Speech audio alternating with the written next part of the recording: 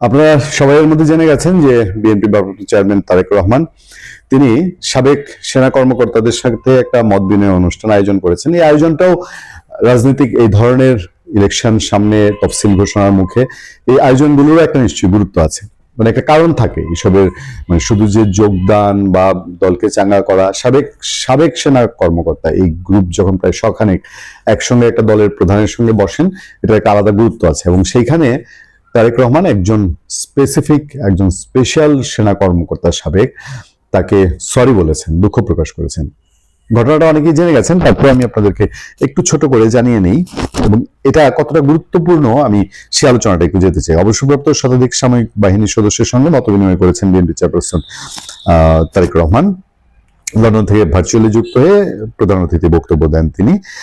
বক্তব্যের শেষ পর্যায়ে মেজর জেনারেল অবসরপ্রাপ্ত সৈয়দ ফাতিমি আহমেদ রুমির কাছে দুঃখ প্রকাশ করেন তিনি। মেজর জেনারেল ফাতিমি আহমেদ রুমি এক সময়ে ডিজিএফআই এর প্রধান ছিলেন এবং এটা খুবই, তিনি তখন আলোচিত হয়েছেন বিভিন্ন কারণে। বিএনপির সময় তিনি আলোচিত হয়েছেন। অবসরপ্রাপ্ত সেনা কর্মকর্তা, স্পেশাল সিকিউরিটি ফোর্স এসএসএফ এর মহাপরিচালক ছিলেন এবং তিনি তখন আলোচিত ছিলেন। এবং বিএনপি 4 দলীয় জোট সরকার ক্ষমতা থেকে যাওয়ার পরে আরো বেশি আলোচনা হয়। পূর্ব নির্ধারিত ওই বৈঠকে 101 জন অবসরপ্রাপ্ত সামরিক বাহিনীর সদস্য উপস্থিত ছিলেন। আচ্ছা, সভা পরিচালনা করেন মেজর জেনারেল অবসরপ্রাপ্ত ফজলে লাহি আকবর। বিএনপির চেয়ারপারসনের সিকিউরিটি উইংটা এখন দেখেন। বিষয়টা হচ্ছে এরকম যে অবসরপ্রাপ্ত সামরিক বাহিনী কর্মকর্তাদের সামনে আনুষ্ঠানিক বক্তব্য দেওয়ার পর, মানে যখন বক্তব্য একদম শেষ পর্যায়ে তারেক রহমান বলেন, স্ক্রিনে এখানে আমি একজনকে দেখতে চাচ্ছি, এটা একান্ত একটু পার্সোনাল ব্যাপার, তারপরে আমি সবাই আছেন, একান্ত পার্সোনাল ব্যাপার, তারপরে আমি একটু এখানে উল্লেখ করতে চাচ্ছি, আমাদের সামনে এখানে আম্মার মানে বেগম খালেদা জিয়ার সময় উনি ডিজিএসএফ ছিলেন, রুমি সাহেব উপস্থিত আছেন। তখন অবসরপ্রাপ্ত সামরিক বাহিনী কর্মকর্তাদের সাথে থাকা সৈয়দ ফাতেমা আহমেদ রুমি জবাব দেন, জি আছি। এরপরেরটা খুব ইন্টারেস্টিং। এরপর তারেক রহমান বলেন, রুমি সাহেব, আপনার নিশ্চয়ই মনে আছে যে একটা মিছিল হয়েছিল একবার সেই পুরান ঢাকা থেকে আমিন বাজারে, এবং পুরো মিছিলটা আমি হেঁটে এসেছিলাম, আম্মাও ছিলেন সেই মিছিলে। তো সেই মিছিলে অনেক ভিড়, হট্টগোল, আপনি আমাকে একটা কোনো কিছু বলেছিলেন। আই এম ভেরি সরি, আমি সেদিন আপনার সাথে একটু রূঢ় ব্যবহার করেছিলাম। সবকিছু মিলে I am very sorry for that. আমি অনেকদিন চেষ্টা করেছি আপনাকে রিচ করার জন্য।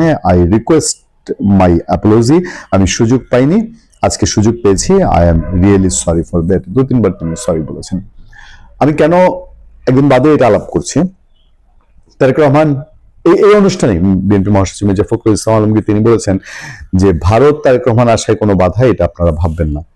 নাম্বার 1। নাম্বার 2 হচ্ছে তারেক রহমান দেশে আসার জন্য তার সময়কার সাবেক কোনো সেনা কর্মকর্তা বা কেউ সেনাবাহিনীর মধ্যে থেকে তখন ছিলেন এরকম কেউ বাধা কিনা, এরকম একটা আলাপ রাজনীতির মাঠে আছে। তারেক রহমান কি সেইটাকে মাথায় রেখে স্পেশালি, কারণ এটা খুবই খুবই রেয়ার এই ধরনের ঘটনা যে 4 দলীয় জোট সরকারের সময় বা এই একটা মেসেজ দিয়ে আরো অন্যদেরকে মেসেজ দেয়া কিনা যে সেই সময় যদি কোনো ভুল ত্রুটি তার হয়ে থাকে সেটার জন্য তিনি সরি, গিল্টি ফিল করছেন, বা সেনা কর্মকর্তার কাছে তারেক রহমানের দুঃখ প্রকাশ হয়ে থাকে। তিনি এই সিগন্যালটা দিয়ে কি বোঝাতে চাচ্ছেন কিনা যে আমি সরি বলছি, যা হয়েছিল সেই সময় হয়েছিল, এখন আর নতুন করে হবে না? এটার মর্ম কি আমরা এমন বুঝতে পারি কিনা? ভালো থাকবেন, সুস্থ থাকবেন। আপনার সাথে আমি আতিক রহমান, পূর্ণিয়া।